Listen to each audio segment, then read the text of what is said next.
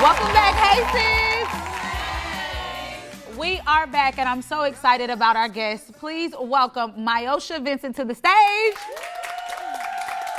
MyOsha specializes in dealing with those who are healing and grief and taking them through different ministry in order for them to heal, right, from trauma. Okay, MyOsha, you have watched what has happened today, and you've seen the other speakers. And one of the things that can be pulled out of all of them was this grief, this underlying grief. Whether you're grieving a friendship, whether you are grieving a transition or something that can be happening in a relationship, or maybe you're grieving a former self, a former version of yourself, or grieving having to let go of things. What I have recognized is that grief is one of those things that no matter what the loss is, it still hurts. And our bodies and our minds process grief in a way that whether it is death or just a transition in a relationship, our minds are at a turmoil and at a place of agony. So when you see grief, and that seems to be a struggle that so many women get trapped in, right? They get trapped in this place of just grief. Can you tell us, how does grief affect us? Well, you said a mouthful. Grief affects us all in different ways. And just as all of the other guests were speaking, I thought it to be very interesting. Just one point to pull out before I answer that question is that we can grieve different things. And I think a lot of times we don't think that we're worthy or the issue is worthy of our grief. Yeah. If it's not a death, then we feel like we shouldn't grieve and we should just move on and we should suck it up and we should go throughout our day-to-day life. But all of us probably are aware of what they call them, the 5 stages of grief. But within Inner Healing Prayer Ministry, there's 4. They're very, very similar, though. Some of us go through shock and denial. We can see that in the scriptures where when Lazarus died, the disciples were like, well, if he just fell asleep, he's going to be okay. And Jesus had to say, Lazarus died. He had to give him that hard truth, because sometimes we're like, no, it's not really what it is. It's not really what it looks like. I didn't lose anything. I'm gay. We make slogans to make ourselves feel better, and sometimes they're true, and sometimes they're actually a form of denial or shock. And so some of us go through shock and denial, and then you have some of us that go through like a mourning phase, right? We read it throughout the Psalms. David did a lot of mourning. And in that mourning phase, we go through the anger. We may go through some insomnia, loss of appetite, those types of things. We experience those. And again, that is natural. And it happens. And then there's the readjustment, right? So if we lost someone, then now we have to readjust our lives to them not being there. We may have to take on some responsibilities that they once had. And sometimes we feel guilty about readjusting, right? We feel like this space was for them. And we feel some type of way about now trying to occupy that space because, like that was what they were doing. And then we have where we accept it. We accept what happened and we're able to move on and we're able to continue our life. And acceptance is not forgetting. Because sometimes we feel like, well, I just have to forget about them. Or we feel guilty because it's like, I'm forgetting about them. Yeah. And I'm moving on and I'm continuing life and they're no longer here. Or I'm forgetting about that thing, that relationship, that friendship, that job, whatever it is. And so in that place, we learn to accept it and not forgive it and not forget them. And so all of those different things happen and we all experience them in different orders. It's not like one happens. When you say in different orders, I like that you said that, because I was getting ready to say, sometimes I find myself spiraling all over again.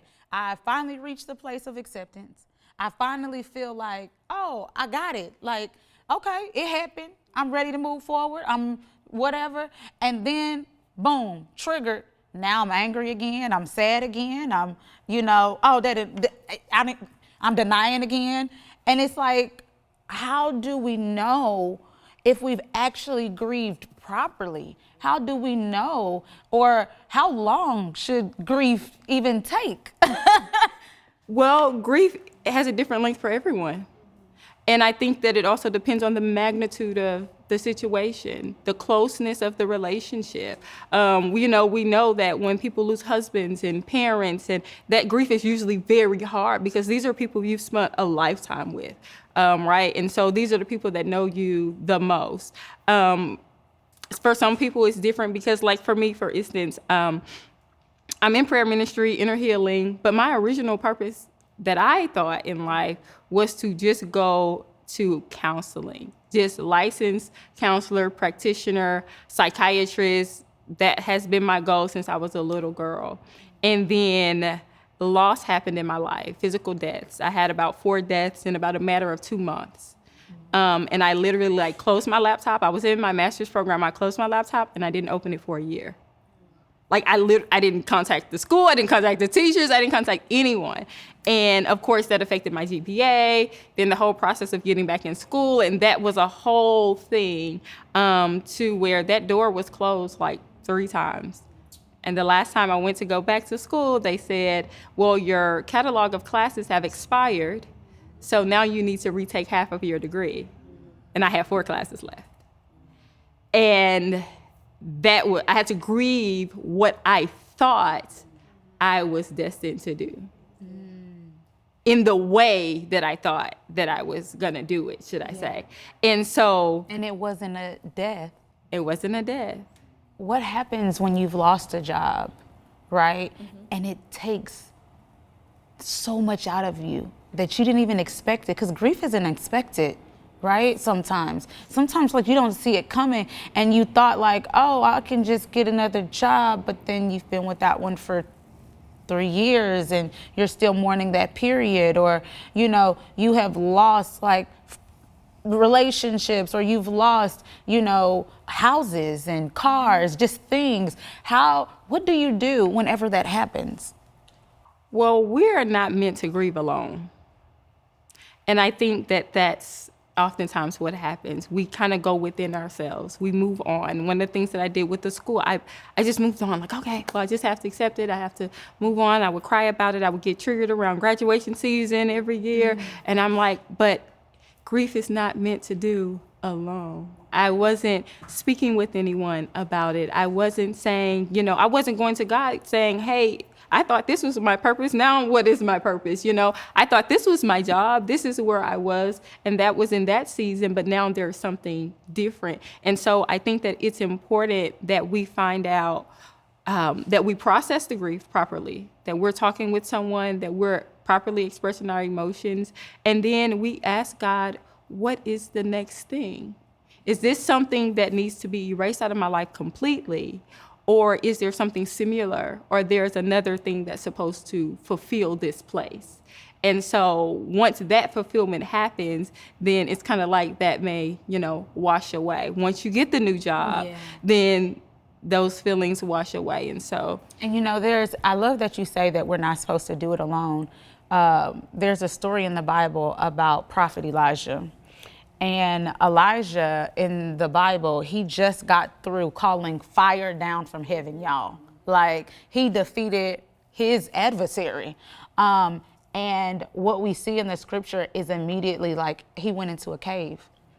And he went into a cave, in this dark cave, alone, by himself. And when we read, we understand that he was experiencing depression. He was grieving because he still lost some people, right? He had just done this mighty act. He won. You would have thought this is something to celebrate, but grief has such a way of sneaking up in moments of victory and moments where you should be celebrating. You find yourself sulking. And he was in this cave, right? To the point he wasn't coming out. The scripture says, the Lord says, Elijah, come out this cave. And God says, what are you doing here? And I wondered, Elijah, what did you have to say? Like, I want to know, like, what, because we don't really get the response. We don't know what Elijah was feeling, but it was at a space that even God says, this is not where I have destined for you to be. So how do you know when it's the space and it's good to grieve, but it's also the unhealthy space of grieving? When you become unhealthy. But when you're in, like he was in the cave and he was there and he was stuck. Yeah. And he wasn't coming out. And he wasn't trying to come out. Yeah. He wasn't leaving. And so he wasn't making any, from what we understand in the text, he wasn't making any forward movements to come out. So it's one thing when you're just at home and I'm be here for 2 weeks and you're not answering the phone, you're not taking showers, you're not eating, you're not doing anything. You're not letting anyone in that space. And it's another thing where you open a door and you let somebody, they make him come lay next to you, right? It's a step. It's a small step, but it's a step. And so I think it's just about making the necessary steps to deal with that grief. Yes. And even knowing, you went to Elisha, I love Elisha, but with the story when he was dealing with the prophets of Baal, Elisha was dealing with the principality. He was dealing with the god Baal. And when he shut down, when he said there will be no rain, even the people of God had to suffer, right? Because now it's no rain for everybody. It's not just no rain for the enemy, it's no rain for everyone. And so he had to say, because he said at my word. So he had to prophesy something that negatively impacted everybody for all things to work together for the good. But you have to look at what it's doing. He went to the woman and was like, make me some bread. And, Yes. that was, they were suffering because of what he spoke. And so that grief sometimes, like you said, when we're supposed to be celebrating, sometimes we have to make hard decisions. And it's a win for us, but it may disconnect us from some people. It's a win for us, but it may shift some things, even for other people in our lives. And that doesn't always feel good when we make the God decision. So it doesn't always feel good when we make the God decision. To the woman who is struggling in grief right now, who is just needing healing, what do you have to say to her? It's okay to grieve. Grief isn't an emergency. And I say that from the perspective of, it's kind of like when you get pregnant and you have a baby, right? Our culture we rush to the hospital like this is an emergency surgery. It's not an emergency, it's a natural process. And so grief is a natural process. And so you don't look like it's something wrong with me. No, I'm going through a natural process, just like happiness is, being elated. Grieving is a natural process, and it's okay. It's absolutely okay to grieve, and it's absolutely okay to reach out and say, I'm grieving, and I need help, or I just need someone to sit with me in it. There's a story in the scriptures. I believe it's Judges chapter 11, 37, 38, but it's talking about Jephthah's daughter. And it says, she said, can you just grant me this one request? Can you let me and my friends go to the hills for 2 months so that I can grieve the fact that I will never marry? And I thought that was so interesting. She was like, this is going to cause me grief. I have to accept the fact that I will never marry, but give me some people. Let us go away. Let us roam the hills for 2 months, she asked for, to grieve this thing. And so sometimes when we are experiencing things, we may have to take that time. That's what I say, take the days off of work, stop doing whatever you may be doing in church. You may not be able to, take the time that you need because of how our society is set up, but make the necessary adjustments to properly go through the process.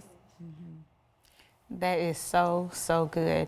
So when you say that our society is not really made for us to grieve, how can we take care of ourselves and grieve, knowing that truly we only get bereavement, right, for death? But what if I'm grieving loss in a different way? What are some of the things that you recommend we do? Self-care.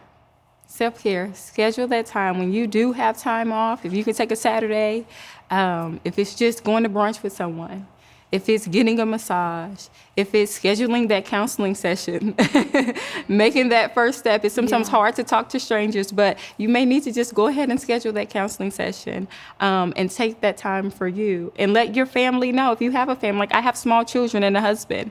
And so if I'm going through something, I may need to put it on the calendar, as Tanisha said, and say, you know what, honey, I need this time. When I come home today, could you take the kids and just let me have my time? And so prioritizing yourself. And us as women have a hard time doing that sometimes, but it's definitely necessary. For sure. I would agree that we got to prioritize ourselves. We need to put ourselves first. I'm committed to putting myself and my mental health first because I haven't before. And I hope you all will join me in making sure that you do that and take care of yourselves. MyOsha, thank you for sharing with us today. Please give it up for our guest. Wow, that was amazing. And to wrap up today's show, I just want to say that the affirmation I want to leave with you is that I am going to be okay. So wherever you are, know that what you're facing, it's going to pass, and you are going to be okay. Say that over and over again until your heart believes it. And that's what this is about, making sure that you take the time to make sure you are well. I want to thank our sponsor, Dreamwear, for making sure that we have the opportunity to empower women through enrichment and education. In order to stay connected to A Time for Her, please follow us on all platforms at A Time for Her. And as always, remember that we have her back and her is you. Thank you for joining us. Have a good one.